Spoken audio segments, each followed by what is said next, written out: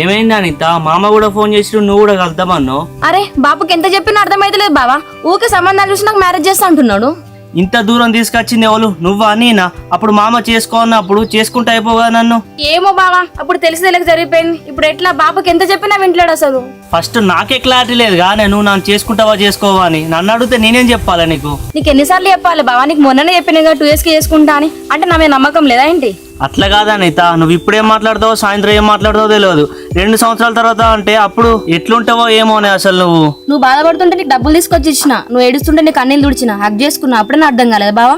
అర్థమైందే నాకు, కానీ నువ్వు తీర టైం మీదకి వచ్చినాక ఏమంటావు నువ్వు? అసలు నువ్వు నా బావ కదా, అందుకే అగ్గిచ్చిన, అందుకే కన్నీళ్ళు తుడిచిన, అందుకే క్లోజ్గా ఉన్నా అంటే అప్పుడు నేనేం చేయాలి? ఇట్లాంటి ఎన్ని చూడలే నేను. సరే ఇప్పుడు నీకు నా మీద నమ్మకం కావాలిగా, ఏం చేస్తే నమ్మకం వస్తా చెప్పు?